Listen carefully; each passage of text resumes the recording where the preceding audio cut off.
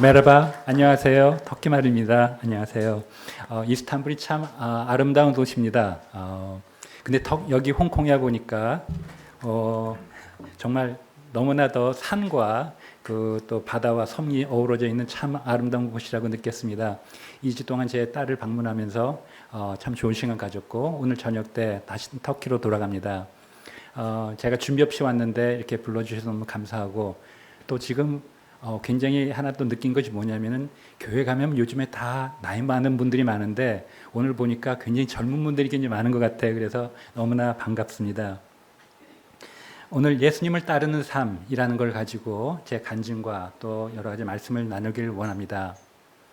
제가 일생 동안 붙잡고 있는 하나님 말씀 두 가지가 있습니다. 그 중에 한 가지가 창세기 28장 15절입니다. 형 에서를 피해서 도망가는 야곱한테 하나님께서 베델에서 말씀을 주십니다.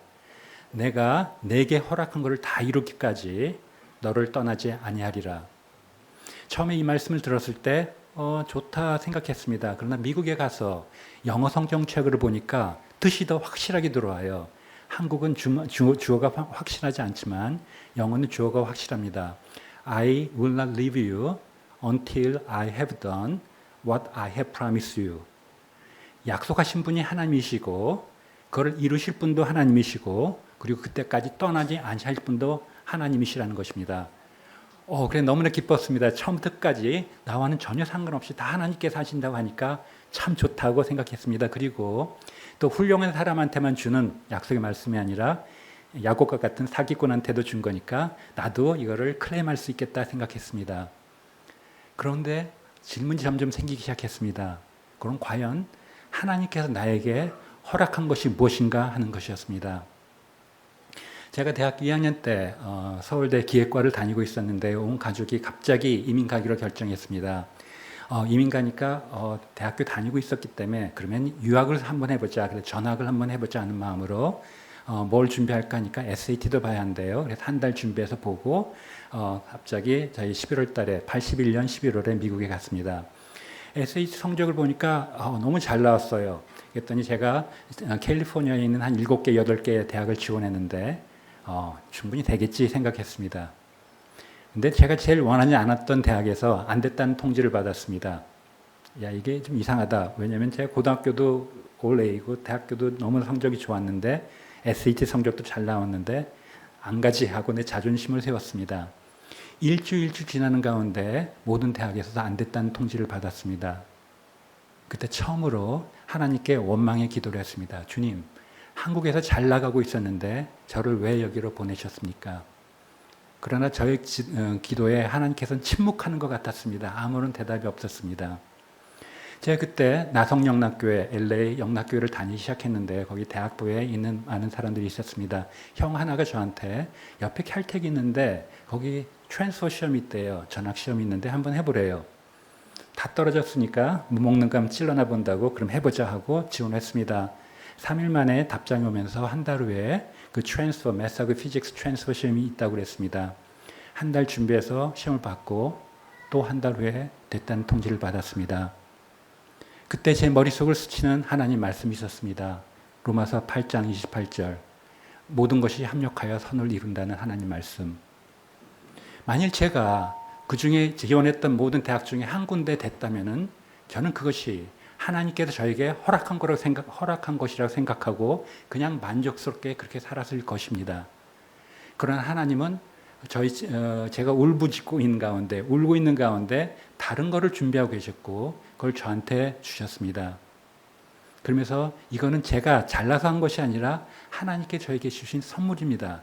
왜냐하면 다 나쁜 대학도 다 떨어졌는데 진짜 제일 좋은 데 칼텍이라는 곳, 제가 한국에서 알았지만 너무나 좋아가 지원도 못했던 그 대학에서 됐다는 통지를 받았을 때 하나님께 나에게 교육이라는 것을 선물로 주셨다고 생각했습니다. 성경 말씀을 보다 보면은 예수님께서 침묵을 한 경우가 있습니다.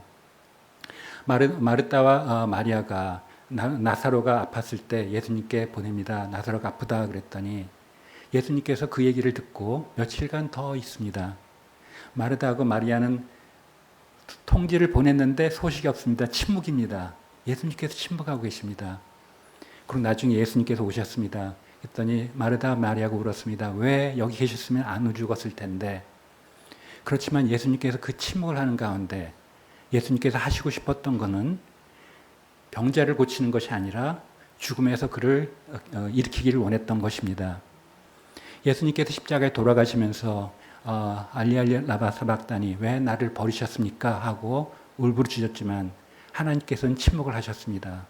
그리고 그 침묵을 통하여 우리들에게 그 새 생명을 주셨습니다.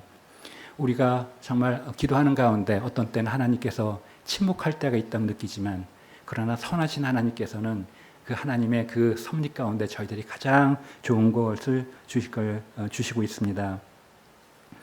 제가 칼텍에서 공부할 때 너무나 재미있었습니다. 공부한다는 것이 재밌다 하는 것이 우습게 들리지 모르지만 정말 재밌었고요. 제가 하고 싶은 공부를 마음껏 했습니다. 그러나 또 하나의 축복이 무엇이냐면은 그때 나성영락교회 대학교를 다니면서 정말 저희 신앙생활이었습니다. 좋은 공동체가 있었고 큐티를 배웠고 제자훈련도 받았습니다. 그리고 전도사님께서 한번 우리 비전 컨퍼런스를 하자고 했는데 그것이 미션 컨퍼런스가 되었습니다. 1984년 3월 31일 많은 대학생들이 아침 6시부터 밤 10시까지 오는 장로님 댁에서 2층 다락방에서 모여가지고 80명이 모여서 기도하는 가운데 한 7명, 8명이 선교에 헌신했습니다. 그러나 저는 그때 선교에 헌신할 수가 없었습니다. 세상에 복음을 한 번도 들어볼 기회도 없이 죽어가는 많은 영혼이 있고 또 그거를 바라보고 울고 계신 하나님 마음 그것도 이해가 됐는데 저한테는 선교에 헌신할 수 없었습니다. 왜냐하면 이해가 되지 않은 것이 있었습니다. 제가 만일 하나님과 세상 둘 중에 하나를 선택하라고 한다면 세상을 버리고 하나님을 선택합니다. 그러나 저희 고민은 그것이 아니라 하나님이냐 아니면 하나님의 선물이냐 하는 것이었습니다. 하나님께서 저에게 주신 많은 선물이 있었지만 그 중에 하나가 교육이었습니다. 좀 우습게 들리지만 제가 자랑을 하면은 고등학교 때 교육감상을 받고 그때 1980년 80학번입니다. 그때 서울공대 800명 중에 제가 차석으로 들어갔습니다. 그래서 신문에 나오지가 않았고요, 제 이름이요. 그 다음에 공대에서 서울대에서 공부 잘해서 제 GPA가 3.95였습니다. 칼텍에서 공부 잘해서 제가 A를 받으면 제 GPA가 떨어졌습니다. 제 GPA가 A하고 A 플러스 사이였습니다. 하나님께서 저희 선교를 부르실 때 저희 고민은 그거였습니다. 주님, 선교로 가려면은 교육이라는 거 다 버리고 가야 하는데 아니 교육이라는 선물을 주실 때는 언제고 또 버리라고 할 때는 언제입니까? 저는 이해가 되지 않습니다. 저는 계속 공부하겠습니다. 박사까지 받아가지고 외국인 유학생들 오면은 전도하는 것 그것도 선교가 아닙니까? 했습니다. 그러나 제 마음속에 평안이 없었습니다. 8개월 정도 지난 다음에 우리 겨울 수양회가 됐습니다. 그때 이동훈 목사님께서 84년 12월 달에 오셨는데 보통 캘리포니아는 겨울에 비가 많이 와요. 근데 그날은 참 날이 밝았습니다. 마지막 집회라고 있는데 제 마음이 편하지가 않아서 밖에 혼자 나왔습니다. 그리고 걷다 보니까 별들이 보였습니다. 그리고 그때 같이 성경 공부했던 아브라함의 스토리가 생각납니다. 하나님께서 아브라함에게 저 별과 같은 많은 자손을 주겠다고 약속하십니다. 그리고 얼마 후에 이삭을 선물로 주십니다. 그리고 또 얼마 후에 이삭을 바치라고 합니다. 이삭을 바치는 것은 그 믿음의 그 행위지만은 아브라함 성경에 나와 있지 않지만 아브라함은 많은 고민을 했을 것입니다. 왜냐하면 하나님의 약속은 뭐냐면 저 별과 같은 많은 자손이 있는데 그걸 이루는 유일한 통로는 이삭입니다. 이삭이 없으면 하나님 약속도 안 이루어지는 것입니다. 이해가 되지가 않죠. 똑같은 딜레마가 있다는 걸 저도 깨달았습니다. 하나님께 나이가 허락한 것이 분명히 있고 그걸 이룬 통로로서 교육이라는 걸 생각했는데 아니 하나님께서 교육을 버리고 선교사로 가라고 하다니 말이 안 된다고 생각했습니다. 그렇지만 하나님은 위대하십니다. 그 믿음 가운데 아브라함처럼 밖에서 콘크리트 바닥에 무릎 꿇고 기도할 수밖에 없었습니다. 주님께서 원하시면 선교에 나가겠습니다. 그리고 그때 배운 것 두 가지가 있었습니다. 한 가지는 하나님은 대통령이 아니시고 왕이시다.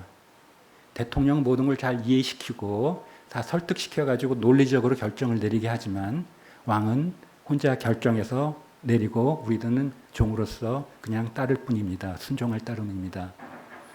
두 번째로 배운 레슨은 하나님께서 저보고 선교지로 가라고 한다면은 그것이 하나님 나라를 위해서 더 축복된 길이고 또 저에게도 가장 좋은 것이기 때문에 하나님께서 선교지로 가라고 하는 것이라는 걸 깨달았습니다.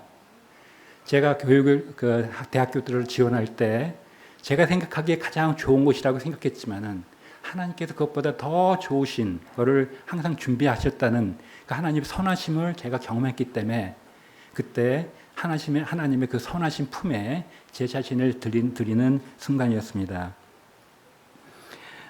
그 다음에 2학년 공부했으니까 대학교 박사까지 공부하고 그런 가운데 제가 이슬람권에 마음이 있었기 때문에 이슬람 그 지역에 있는 중동 지역에 있는 대학을 지원했는데 되지가 않았습니다. 그래서 우주선 만드는 회사에서 7년 일하는 가운데 아내와 결혼하고 또 그때 중동 지역에 또 한 번 지원했는데 그것도 안 돼서 그때 터키에 대한 많은 인포메이션 오면서 그럼 터키로 가자 했습니다. 처음에 터키 가서 2년 동안의 기간이 가장 어려웠습니다. 언어 배우는데 언어 배우고 집에 돌아오면서 내가 왜 왔을까? 하나님께서 허락한 것이 무엇인가 하는 질문이었습니다. 아무것도 하지 않고 하루 종일 언어 배우고 터키말 배우고 돌아오고 터키말 배우고 돌아오고 그때 저희 자녀가 96년 7월 달에 갔습니다. 그러니까 딱 26년 반이 됐네요. 저희 첫째 딸이 3살이었고 둘째가 아들 1살이었습니다. 그리고 우리 막내 딸은 터키에서 태어났습니다. 그래서 별명을 MIT라고 부릅니다. Made in Turkey. 네. 언어 공부하는 가운데 1년 정도 후에 편지를 한 장 받았습니다. 터키에도 제가 미국 기계공학 학회 멤버인데요. 터키에도 멤버들이 많다고 합니다. 그리고 자기네들 브랜치, 그러니까 하나의 지부를 만들기 원하는데 80명의 사인이 필요하대요. 저보고 사인하겠냐고 사인해서 보냈습니다. 또 얼마 후에 편지가 왔습니다. 80명의 사인이 다 됐는데 첫 번째 준비 모임을 하려는데 이런 대학에 오겠냐고 통지가 왔습니다. 그래서 가서 회의를 참석하는 가운데 많은 교수들과 알게 되고 옆에 있는 교수가 자기 대학에 와서 가르치지 않겠냐고 물어봤습니다. 그래서 그냥 금방 가면은 좀 이렇게 체면이 안 쓰니까 2주 정도 기다렸다가 또 전화해가지고 만나고 그러는 가운데 비공식적인 그 인터뷰를 통해가지고 제가 딱 언어 공부 끝나는 2년 후에 그 말마라 대학에서 공립대학에서 풀타임으로 가르치기 시작했습니다. 첫날 첫 강의를 들어가기 전에 제 교수방에서 혼자서 하나님께 기도하면서 감사 기도를 드렸습니다. 하나님께서 저에게 교육이라는 선물을 주시고 또 그거를 버리라고 했더니 또 때가 돼가지고 교육을 통해서 터키에서 하나님을 섬길 수 있게 해주신 것에 대해서 감사를 드렸습니다.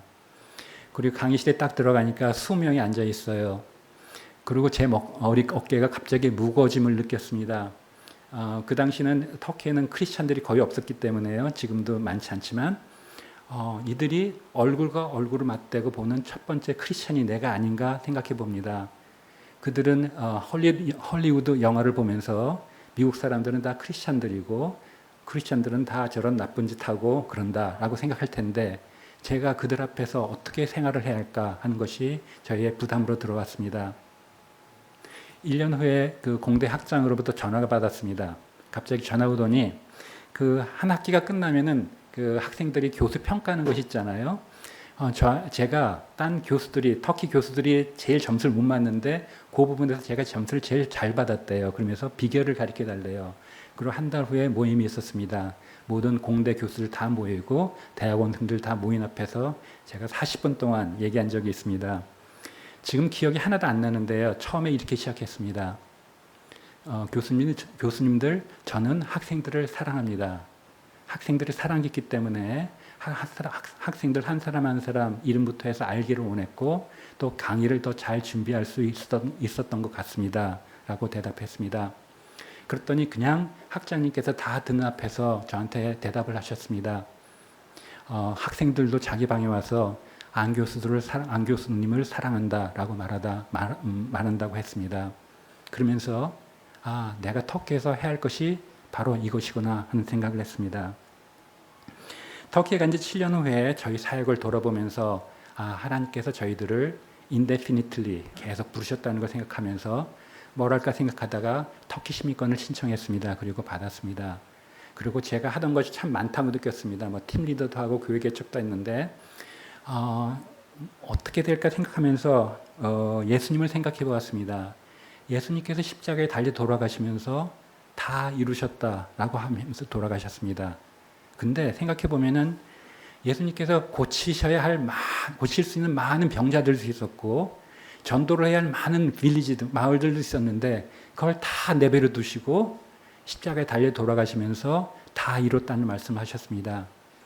그러면은 저도 그렇게 생각했습니다. 평생을 살면서 제가 할 수 있는 것도 많고 하고 싶은 것도 많지만은 제가 해야 하는 것, 하나님께서 저희가 허락하신 것은 한두 가지라는 걸 생각했습니다.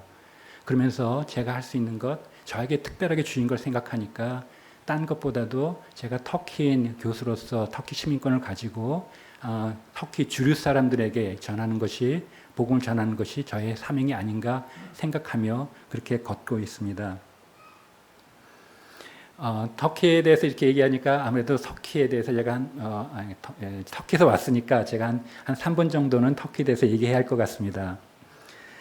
터키 여러분 성경이 많이 나옵니다. 노아의 방주가 머물렀던 아라랏 산도 터키에 있고요. 아브라함의 고향인 하란도 터키에 있습니다. 바울의 고향인 다소도 터키에 있고 요한계시록에 나오는 7대 교회가 다 터키에 있습니다. 그리고 베드로전서에 나오는 본도, 갈라디아, 갑부도키아, 아시아, 비두니아 다 터키 땅에 있습니다. 그러나 지금은 무슬람이 99%가 넘는 무슬람이 되어 있습니다.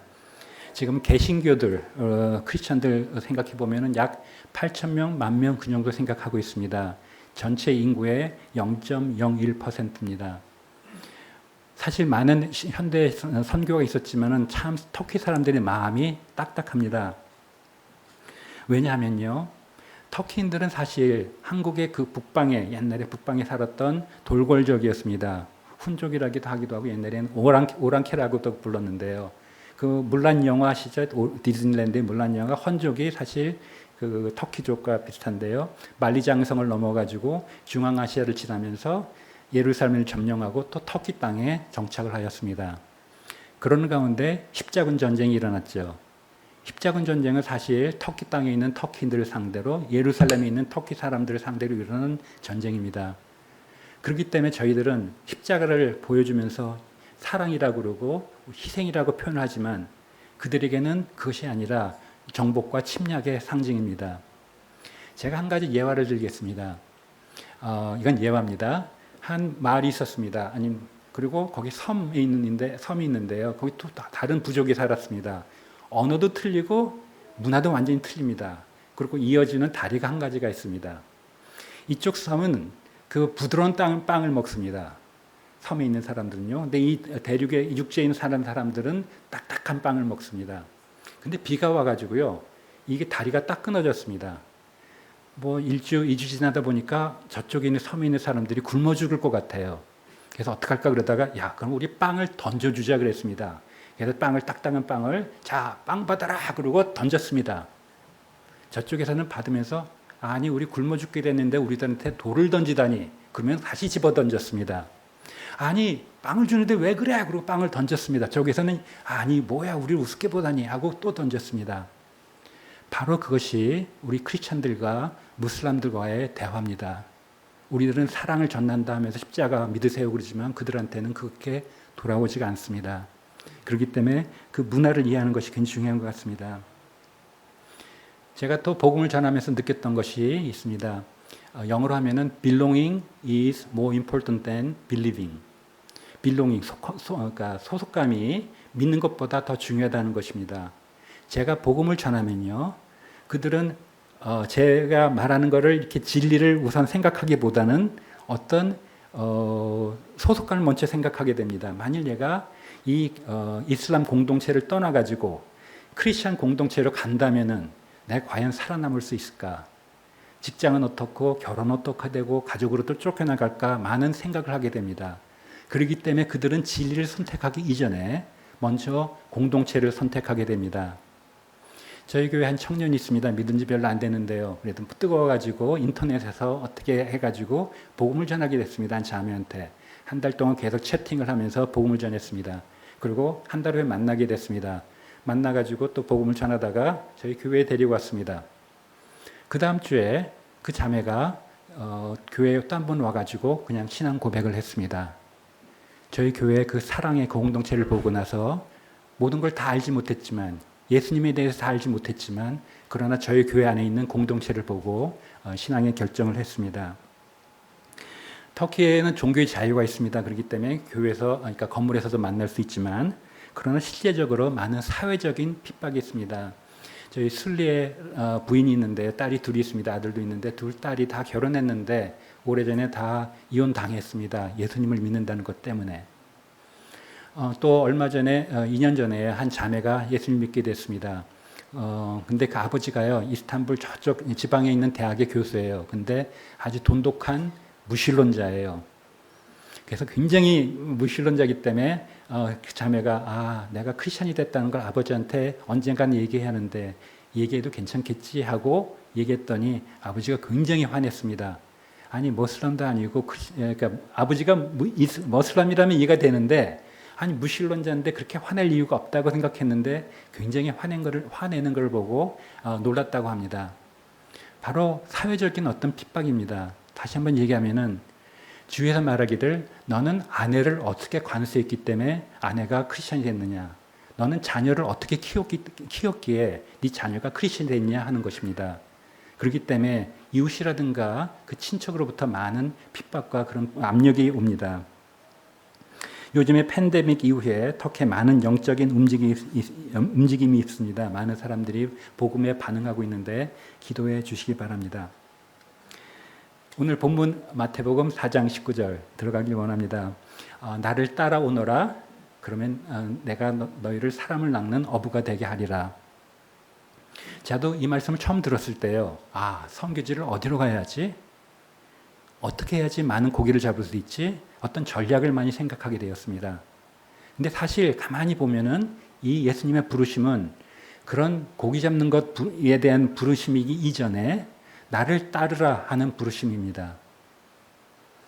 그래서 예수님을 따라가는 가운데 여러 가지 단계가 있겠죠. 그래서 제 나름대로 4가지 단계를 생각해 보았습니다. 첫 번째 단계는 걸음마의 단계입니다. 순간순간 걸어가는 것을 배우는 것입니다. 예수님께서 그냥 가라고 하는 대로 따라가는 것입니다. 제가 현지인 교회를 섬기고 있는데요. 우리 현지인 목사 알리가 설교 가운데 자기 얘기를 했습니다. 알리 목사는 저쪽 동부에, 터키 동부에 저 시골에서 태어났습니다. 거기는 겨울에 눈이 많이 오는데요. 어떤 때는 허리까지 와요. 근데 여기도 우리도 명절이 있지만은 그들에게도 명절이 있습니다. 명절이 되면은 서로 이웃 마을도 방문하고 서로 방문하게 됩니다. 근데 눈이 많아가지고 방문하기가 어렵잖아요. 근데 어떻게 하냐면요. 집안에서 가장 큰 사람이, 몸무게가 좋은 사람이 신발에다가 뭐를 대고 발자국을 눈을 딱 밟습니다. 그리고 밟습니다. 그러면 두 번째로 몸집이 큰 사람이 그 첫 번째 밟았던 그 발자국을 정확하게 밟아서 따라갑니다. 그리고 세 번째, 네 번째 하면서 제일 조그만 아이까지 그 앞에 밟았던 그 발자국을 따라서 그대로 따라갑니다. 우리가 예수님이 어떻게 걸으셨나, 예수님의 발자국을 보고 예수님께서 밟으신 그대로 그 발자국을 따라가는 것이 우리들의 걸음마의 시초입니다. 하나님께서 이스라엘 백성을 이집트에서 인도해 내신 다음에 광야에서 불기둥과 구름기둥으로 인도하셨습니다. 텐트에서 자고 있는데 아침에 일어나서 구름기둥이 움직이기 시작하면은 텐트를 접어가지고 구름기둥을 따라갑니다. 아침에 일어나서 보니까 구름기둥이 그냥 있습니다. 그러면 거기서 그냥 머무릅니다. 구름기둥이 인도하는 대로 그대로 예수님께 인도하는 대로 그대로 따라가는 것입니다. 두 번째 단계는요. 우리들이 그나마 예수님 따라가는 가운데 점점 우리의 머리가 커짐에 따라 가지고 생각이 복잡해집니다. 구름기둥이 움직이는데요. 하루에 아침에 일어났는데 더 있고 싶은데 구름기둥이 움직여요. 그러면 또 텐트를 싸가지고 따라가야 합니다. 어떤 때는 가고 싶은데 구름 기둥이 움직이질 않아요. 한 달, 두 달, 그러면 거기에 계속 있어야겠죠. 어떤 때는 우리들이 원하는 것과 하나님 인도하심이 이렇게 충돌이 되는 걸 느낄 때가 있습니다. 예수님께서 제자들에게 물어보셨습니다. 너희는 내가 누구라 하느냐 하고 물어봤습니다. 베드로가 마태복음 16장 16절에서 이렇게 대답했습니다. 주는 그리스도시요 살아계신 하나님의 아들이시니이다. 그랬더니 예수님께서 참 잘했다 하면서 얼마 후에 잡혀가지고 십자가에서 죽을 거를 얘기하셨습니다. 십자가의 길을 얘기하셨습니다. 그랬더니 베드로가 예수님을 데려가가지고 베드로가 예수를 붙들고 가나여 가로되 안 됩니다 그랬습니다. 한국말로는 그 가나여 가로되라고 되어 있지만은 영어로 보면은 rebuke, 그러니까 야단쳤다고 되어 있습니다. 한마디로 예수님을 야단치면서 안 됩니다 그랬습니다. 여러분 생각과 하나님 생각이 틀렸을 때 하나님을 야단쳐 본 적이 있습니까? 주님 잘못 생각하시는 것입니다. 주님 틀렸습니다. 해본 적이 있습니까? 그러나 많은 경우에 어떤 때는 우리가 그렇습니다. 우리가 가고 싶은 길이 있으면은 예수님께서 가는 길이 있는데 예수님 따라가기보다는 그 길 틀렸습니다. 주님 이 길이 맞습니다 하고 우리의 욕망을 더 앞세울 때가 있습니다. 그러므로 따라가는 과정 가운데 우리들은 날마다 죽어야 합니다. 그때 예수님께서 말씀하셨습니다. 누구든지 나를 따라오려거든 자기를 부인하고 자기 십자가를 지고 나를 쫓을 것이니라. 그렇기 때문에 사도 바울도 나는 날마다 죽는다라고 얘기했습니다. 세 번째 단계가 신뢰의 단계입니다. 예수님을 따라갈 때 정말 나를 좋은 대로 인도하시나 하는 어떤 신뢰감이 있으면은 쉽게 따라갈 수 있겠죠. 저희들이 많은 기도를 합니다. 주님 뜻이 무엇입니까? 제가 어떤 길로 가야 합니까? 어떤 문으로 들어가야 합니까? 하고 기도를 합니다.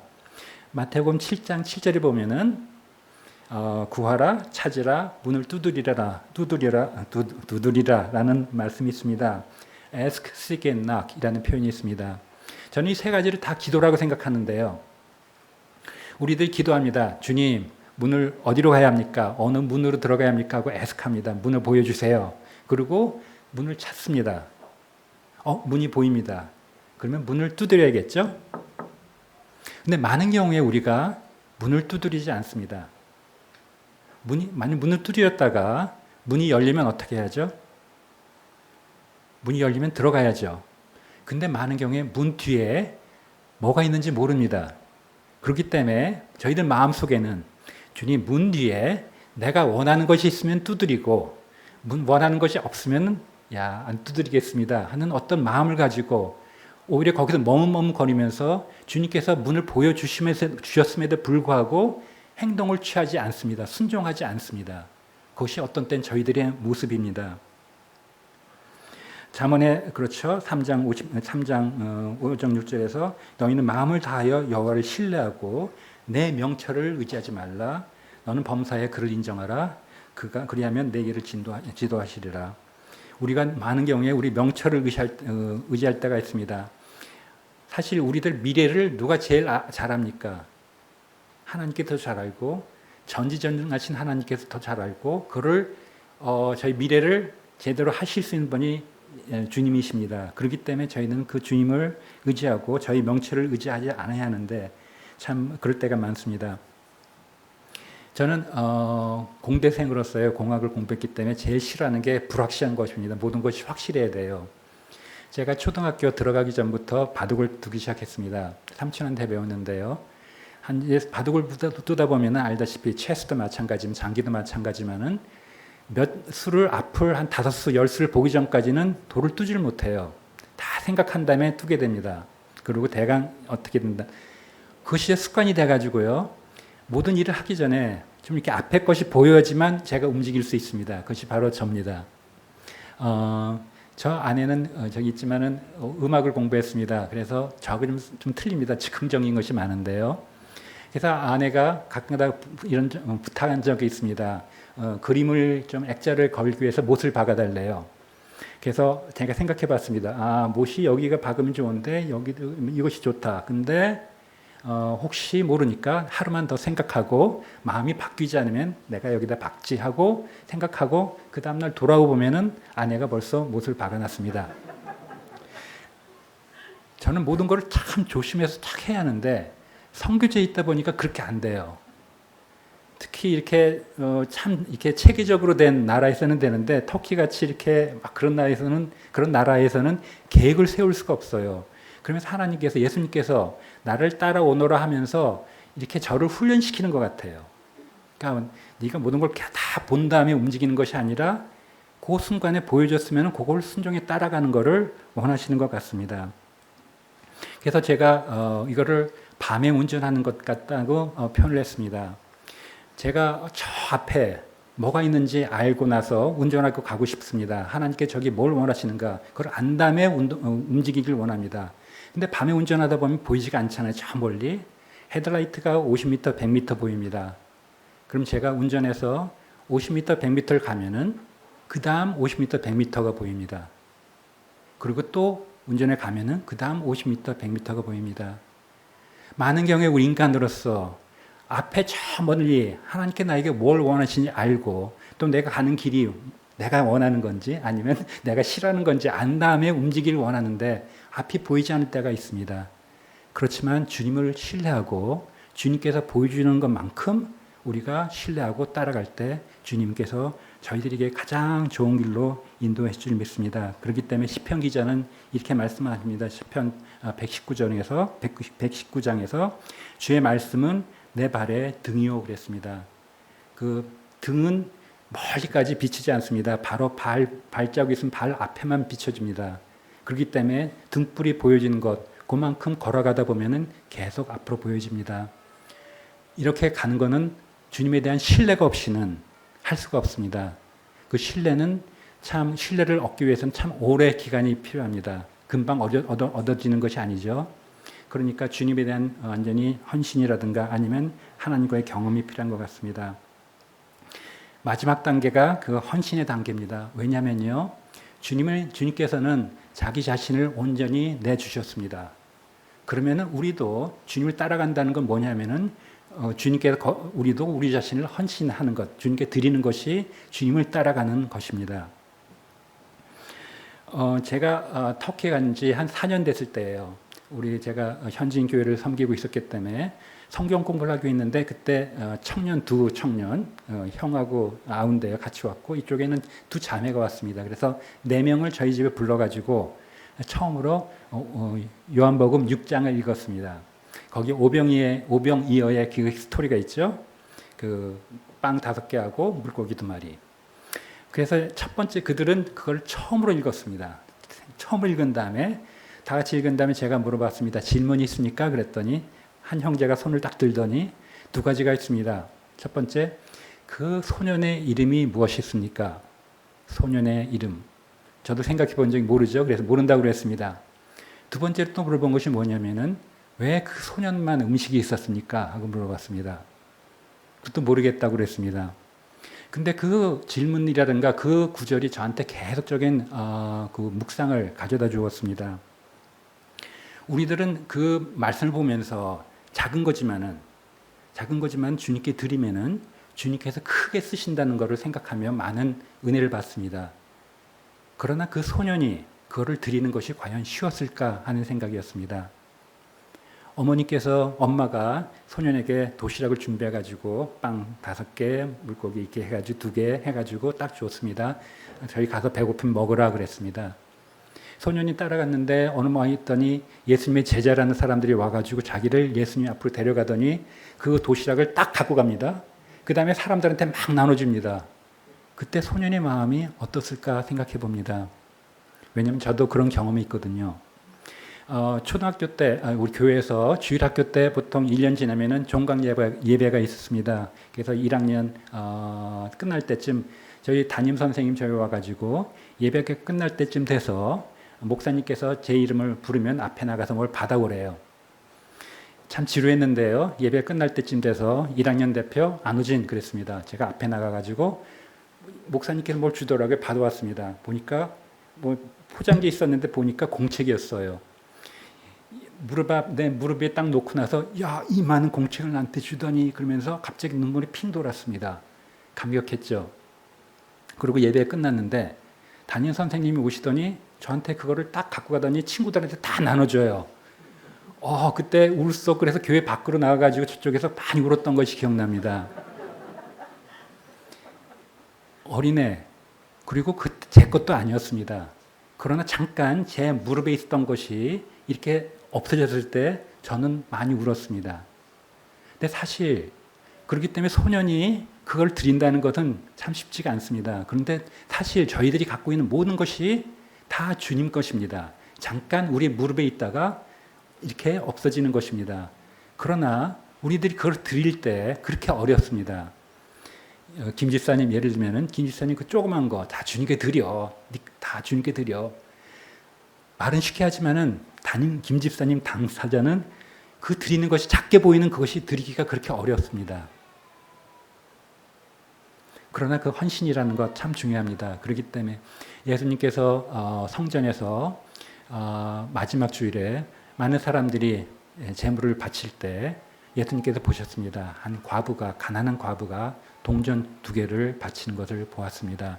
많은 사람들은 그걸 보지 못했지만은 그 여인한테는 그것이 전부였고 큰 것이었고 딴 사람들은 기까짓 거 이해할지 모르지만은 그 여인한테는 어려웠지만은 그걸 드렸을 때 하나님께서는 예수님께는 그걸 보십니다. 여러분께서 아무리 작은 거라도 남들이 보기엔 작을 거라고 할지 모르지만 여러분께서 소중히 갖고 있는 것 드린다는 것이 얼마나 어렵다는 걸 알고 또 그걸 드렸을 때 예수님께서는 그를 주목하고 보시고 계십니다. 제가 또 터키에 있으면서 한 4년 됐을 때요, 큐티라고 있었습니다. 한 여인이 향유병을 가지고 와서 예수님 앞에 와서 발에 붓습니다. 향유병을 깨뜨리고 예수님 발에 부었습니다. 그 여인은 너무나 주님께서 감사해가지고 그거를 주님께 드렸습니다. 드리길 원했죠. 굉장히 비싼 거였죠. 근데 새 복음서에서 이렇게 표현합니다. 주위 사람들이 말하기를, 예수님의 제자가 말하기를, 또 한 군데에서는 가룟 유다가 말하기를 웬 낭비인가 하는 표현을 썼습니다. 그 여인은 갑자기 좀 충격을 받았을 것 같습니다. 자기 생각에는 너무나 감사해가지고 뭘 드릴까 하다가 가장 비싼 것, 가장 귀한 거를 주님께 드렸는데 자기를 가장 잘 이해해 줘야 할 예수님의 제자들이 말하기를 웬 낭비인가 그랬을 때 본인이 하고 질문이 왔을지 모르겠습니다. 의심이 왔을지 모르겠습니다.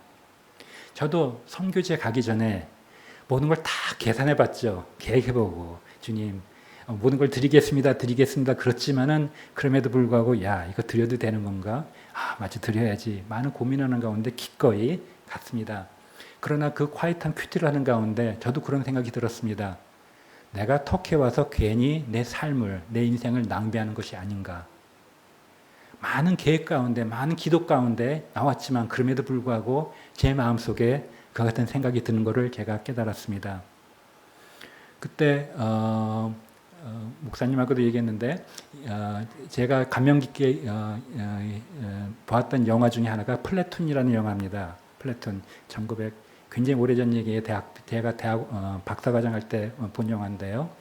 베트남에서 미국 전쟁을 하는 가운데 미군끼리 서로 싸우는 것이 있었습니다. 서로 총부림을 하고 그런 가운데 주인공인 찰리 씬이 헬리콥터 타고 나오면서 독백을 합니다. The enemy was within. 적은 바로 우리 가운데, 우리 안에 있었다라는 표현을 합니다. 선교사들은요, 외부에서 아무런 그러니까 어떤 핍박이 온다 할지라도 선교사들은 선교지를 잘 지킵니다. 감옥에 들어간다 할지라도 난 지킵니다 하고 선교사들은 자리를 지킵니다. 그러나 선교사가 내가 여기서 뭐 하고 있지 하는 어떤 의심이 들면은 내부적으로 의심이 들면은 보따리 싸고 돌아가게 됩니다. 바로 내부적인 싸움이 가장 어려운 것이죠. 그 여인도 자기 기꺼이 다 드렸지만 주위에서 낭비라고 그러고 정말 내가 낭비하는 것인가 하는 어떤 의심이 들었을 때 굉장히 어려웠을 것입니다. 그런데 예수님께서 말씀하셨습니다. 세상 끝에서 복음이 전해지는 그곳마다 이 여인을 기억하라고 했습니다. 주위 사람이 낭비라고 그러고 또 본인도 낭비인가 생각하고 있었을 때 주님께서는 그걸 받으셨습니다. 여러분께서 드리는 어떤 것, 어떤 건지 모르지만은 여러분이 잘못 드리는 것이 아닌가 의심할 때도 있을 때도 있겠지만은 주님께서는 그걸 받으신다는 걸 생각하기 바랍니다. 제가 일부 때는 말하지 않았던 한 가지 쉐어하면서 마치기를 원합니다. 제가 선교사로서의 어떤 꿈이 있습니다. 좀 우습죠? 꿈이 있습니다. 제가 터키 간 지 1년 됐는데요. 터키는요, 겨울이 지중해성 기후라서 비가 많이 와요. 근데 그날따라 밤인데요. 굉장히 비바람이 많이 불었어요. 자녀들은 자고 아내도 자고 저 혼자 그 리빙룸 마루에 나와가지고 보고 있는데 창밖을 보고 있는데 창밖에 막 비가 쳐요. 그러면서 갑자기 예수님께서 물 위를 걸어오는 어떤 그 말씀이 생각이 나요. 그리고 계속 묵상하게 되었는데요. 예수님께서 물 위를 걸어오고 있었습니다. 베드로가 티피컬하게 주의시거든 나를 오라고 서서 그랬습니다. 예수님께서 오라 그랬습니다. 베드로가 물 위를 걸어가기 시작합니다. 우리 많은 사람들이 베드로가 참 믿음이 없어서 물에 빠졌다 그런 얘기 할 수 있지만은 저는 처음부터 베드로가 참 믿음이 있었다고 생각합니다. 배에서 나오려면은 몇 가지 방법이 있는데 한 가지가 보통 다이빙합니다. 다이빙하죠. 아니면은 점핑합니다. 다리부터 풍덩하고 들어가죠. 근데 물 위를 걸으려면요, 배에서 나오는 것처럼 다리 하나를 쓱 해가지고 난간을 해가지고 진짜 물 위를 걸을 것 같은 신용을 하면서 나와야지만 물 위를 걷습니다. 그만큼 믿음을 가지고 베드로가 물 위를 걷기 시작했습니다. 물론 빠졌죠. 예수님께서 잡아주셨습니다. 배에 나와가지고 배에 탄 다음에 나중에 제자들이 예수님을 경배했다고 했습니다. 전 베드로가 나중에 그거를 생각하면서 어떻게 생각했을까 생각해 봅니다. 그 과거의 경험을요. 베드로 전후서, 베드로 후서 같은 데 보면 내가 물 위를 걸었다라는 표현은 없습니다. 그리고 베드로가 이 세상에서 물 위를 걸은 유일한 사람이다 하고 자랑한 적도 없습니다. 그러나 베드로 마음속에는 아때 그 경험이 아직까지 생생할 것입니다. 굉장히 무서운 자기 어부들은요, 웬만한 비바람이 쳐도 그 배 안에 있으면은 안전합니다. 웬만하면 괜찮죠. 그럼에도 불구하고 예수님께서 오라고 하니까 그 모험을 안전지대에서 나와가지고 발 하나를 내가지고 예수님께를 걷기 시작했을 때 자기도 모르게 밑에서 자기를 받쳐주는 그 파워, 힘을 느끼면서 걸었던 그 경험, 그걸 평생 잊지 못했을 것입니다. 그리고 그걸 보면서 나중에 경배했던 것, 그 베드로의 그 모습, 그것이 바로 저의 꿈입니다. 저도 저희 나름대로의 아메리칸 드림이 있었고, 그렇지만 그 안전지대에 나와가지고 터키에서 그 길을 걸으면서 하나님을 경험하고 하나님의 능력을 저를 받들어주는 하나님의 체험을 하면서 제 인생이 끝났을 때 주님께 경배하며 제 삶을 마치길 원합니다. 맺은 말을 하길 원합니다. 제가 말씀 나눴던 것처럼 하나님께 저에게 허락한 것이 있습니다. 저는 뭔가 생각하다가 선교가 하나님께서 저에게 허락한 거구나 나에게 생각했습니다. 그럼 어디로 가야지? 터키. 터키가 하나님께 나에게 허락한 거구나 생각했습니다. 터키에 왔습니다. 내가 뭐 해야지? 하나님께 나에게 뭘 허락했나 여기서? 나중에 교수가 됐습니다. 하나님께서 교수가 되는 것이 나에게 허락한 거구나 생각했습니다. 교수로서 지금 벌써 제가 터키 간 지 26년 반이 됐는데요. 내가 여기서 뭐 하고 있지? 하나님께서 뭘 허락하셨지? 그 질문은 계속되고 있습니다. 말하자면 예수님을 따라가는 그 과정은 계속되는 그 과정입니다. 믿음의 여정입니다. 한번 딱 정해지는 것이 아니고요. 그렇기 때문에 예수님께서 나를 따라오너라 하셨습니다. 저는 믿기를 주님께서 성도분 한 분 한 분에게도 약속하신 것이 있다고 믿습니다. 그리고 하나님께서 그걸 이루실 거고 그때까지 여러분을 떠나지 않을 거라고 믿습니다. 주님은 선하십니다. 저에게 가장 좋은 걸 주시기를 원하시는 분이시고 우리가 고집하는 것보다 더 좋은 걸 주시는 분이십니다. 그렇기 때문에 성도님께서 한 걸음 한 걸음 주님을 따라가면서 그 주님의 선하심과 그 능력을 체험하기를 원합니다. 기도합니다. 기도하겠습니다. 사랑해 주님 감사합니다. 저희들에게 생명을 주시고 또 풍성한 삶을 허락해 주시고 또 저희들을 이렇게 불러주시니 감사합니다. 끝까지 주님을 따라갈 수 있도록 저희들에게 믿음을 주시고 같은 그 동역자로서 공동체로서 그 여정을 같이 할 수 있도록 도와주시옵소서. 감사하며 예수님 이름으로 기도합니다. 아멘.